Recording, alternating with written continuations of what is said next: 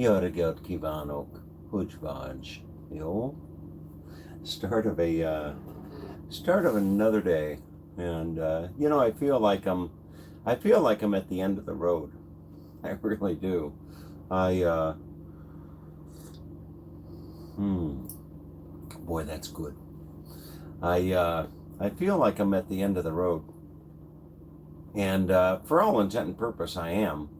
I'm here at I'm staying at Ron's my friend Ron's property. He owns a home 5 minutes from his mom's home, and here in no, I don't know what the city is. I don't even know what the name of the city is, but rather nice properties.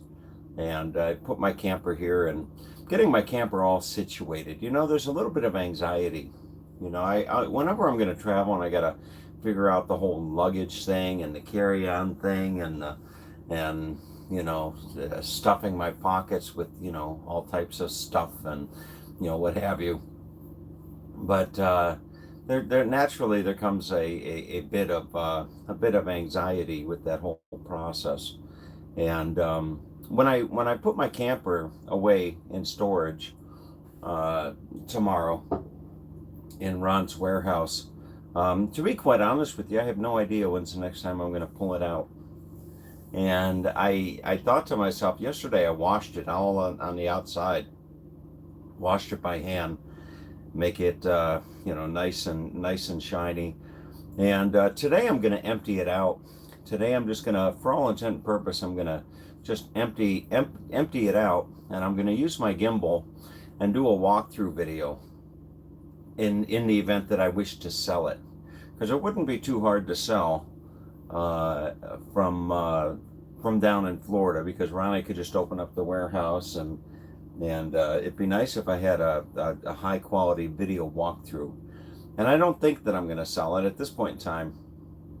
I don't know why I would sell it, but anyway, it's always nice to be prepared in the event that I do want to sell it. But a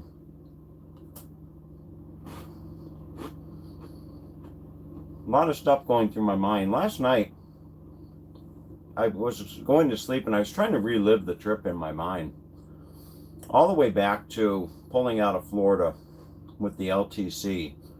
And I think the first night we stayed was at Skip's. And then the second night, and then the third night going to New Orleans. And I'm not going to relive the whole trip for you, but I just found myself wondering, how many places did I lay my head in the last 4 months? How many different places did I call home in the last 3 or 4 months? And quite a few. Quite a few. And I got to tell you that the camper, the camper has held up very well. I've had the problem with the axle and the problem with the refrigerator, but in all honesty, both of those problems were my doing. One was related to going up a ramp in a truck stop in Albuquerque that I shouldn't have, and the camper came slamming down, and that probably bent the axle. And then the other was the refrigerator, whereas I wasn't aware. I didn't read the owner's manual, and that said don't overstuff it. Don't go to Costco and cram it full with stuff. And it's interesting. People go through their life, and it's not too often that they'll take responsibility. A lot of people will, but some people won't take responsibility for their actions. People tend to justify their wrongs and acknowledge their rights oftentimes, in life. But the camper held up well. And I think about buying a big Class C or a big Class whatever, and like Rosanna was saying, this camper is perfect. This camper has been perfect for my needs. It really is. You can get in and out of places. You can drop it, drop it on a dime and leave it and go, drive wherever you're going to drive. It's got the air conditioning, it's got the shower, it's got everything. And the bed is to die for. The bed is rather cozy. It's a cozy thing. So anyway, but what else was on my mind? The other thing that was on my mind was, as I look back over the last 3 to 4 months, I was trying to figure out, or giving some thought to what was the highlight. What was the highlight, or some of the highlights? And there was the Mesa Verde, thing in Colorado, the Pagosa Springs, the soaking in the natural hot springs in Idaho, camping on the Snake River. Those were all highlights. But if you really pin me down to it, if you really pin me down to the highlight of the trip, it probably would have been traveling with Rosanna, in Maine. That was probably the highlight of the trip. You just going into that whole situation, you didn't really know quite what to expect, because Rosanna and I are still, I think, as Kathy would say, down in Florida in the honeymoon period. But you didn't know quite what to expect. Anytime you take two people and put them together 24/7 for several days, you don't know what to expect. And with Rosanna, it was a lot of fun. And she's easy to travel with, and it's much better, much better traveling with somebody that you like and that you're compatible with, and you enjoy their company, than it is to be traveling alone. Now, alternatively, it's better to be traveling alone than to be traveling with somebody who you don't enjoy their company and what have you. But anyway, those were some of the thoughts on the on another note.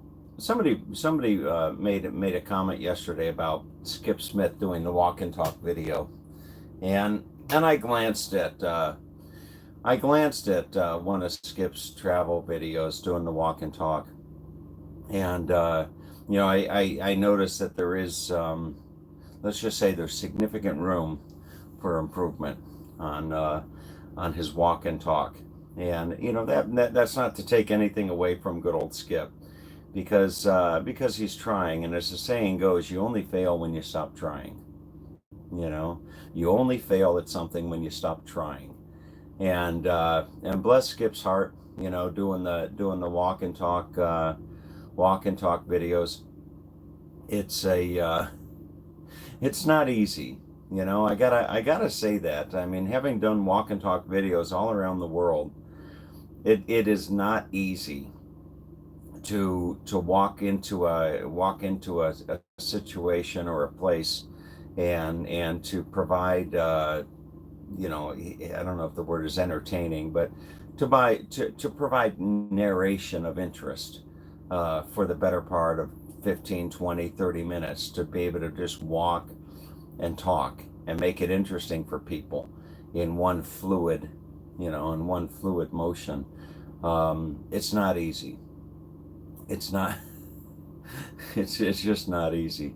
But Skip, but Skip, I'm not going to be hard on Skip, because he's trying, and that's what's important. There's a question that I had some time back, which is, what, if anything, is too serious to be joked about? What, if anything, is too serious to be joked about? And you know what? My answer to that question, I'd be curious to know what your answer to that question is. My answer to that question is somebody else's misfortune, regardless of the person, regardless of who it is. You don't joke about somebody else's misfortune. And More times than not, people will do that all the time.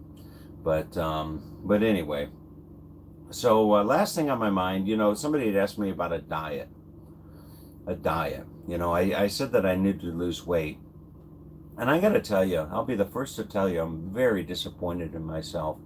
I've been traveling for so long now over the last year, Christmas markets and Croatia and Portugal, and I've been traveling for so long over last year, and I've just let myself go to pot. I'll be the first to tell you. I am. It wouldn't even surprise me if I were to step on a scale and be told that I'm obese. Yeah, it wouldn't. That wouldn't surprise me at all if you were to tell me, that I'm tipping the scale at such a weight that I'm obese.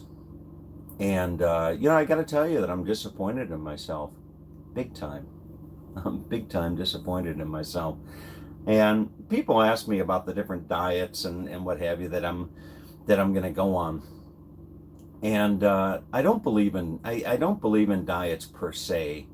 I believe in changing your lifestyle. You're more focused on a change of lifestyle than a change of diet. And what I mean by that, it's that you got to find a balance between what you put in and what you put out. Intake, outtake. It's all about, calories, calories in, calories out. And that's it. It's not rocket science. It's what you put in and what you put out. And a lot of people, all they do is put in. They put in, and they don't put out anything other than to get up and go to the refrigerator and then put more in, and then they walk back to their chair and they sit down. But anyway, when I get back to Florida, my intent is to get back on my road bike that I sent home yesterday. Get back to riding 20 miles a day. Maybe step it up by swimming in the evening, or something like that. God knows I've got the amenities to do that, and just go back to a better diet. Grape nuts for breakfast instead of toast and bacon and eggs and what have you. Grape nuts and a little fruit for breakfast. Turkey sandwich for lunch. A nice diet, nice healthy dinner, and not eating anything past 8 o'clock. But we will see. We will see how that all plays out. Okay. So anyway, with all that, I need to get on with my day and let you do the same. Poor Ronnie. Ronnie sits up with his mom all night long. He'll sit with his mother. I don't know how old she is. He'll sit with his mother by her bedside all night long, and he does that because he doesn't trust the help. He'll have somebody come in during the day, but he'll sit there with his mother all night long by her bedside, and then he goes to work, and then he goes to run his business, and it's really something else. I tell Ronnie, yeah, I was driving down the road yesterday and I found myself thinking about something. I was talking to Ronnie, and Ronnie has done very, very well for himself over the years. Ronnie has done very, very well for himself. He's found himself in a wonderful situation, and I keep telling him, Ronnie, you don't need all the headache. You don't need all the headache. Just get yourself in a position to go back to La Jolla, California, where you love, La Jolla outside of San Diego. Buy yourself a house on the seashore or on the ocean side, and just enjoy life, And it reminded me of a story. Once I was traveling through Italy years ago. I was young and quite naive, and I pulled into the Italian Alps called the Dolomites. I was up north in the northern part of Italy, and I was staying at this charming bed and breakfast. It was kind of like a boutique little bed and breakfast. Couldn't have been more than 12 little cottages or something. And the manager of the property, her name was Petra.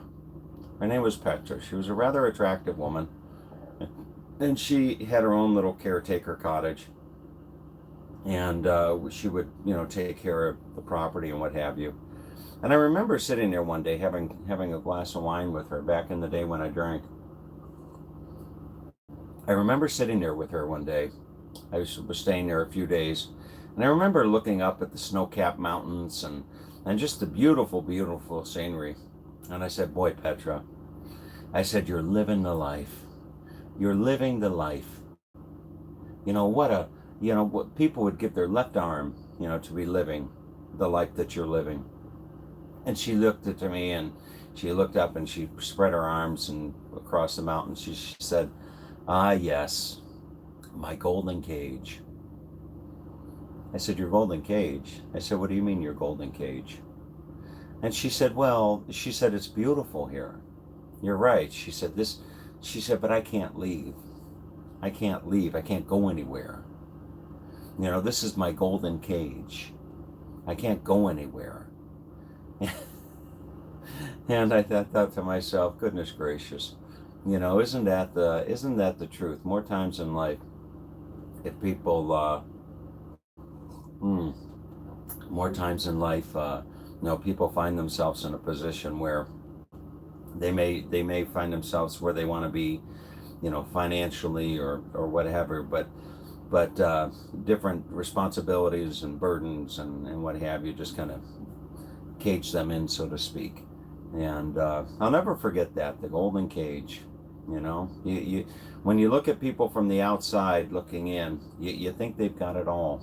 You think they've got it all, when at the end of the day, they don't have the one thing that they most want, which is freedom.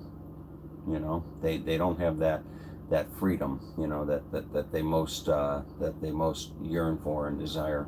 But anyway, on with the day, folks. Everybody have a great day. Okay, take good care.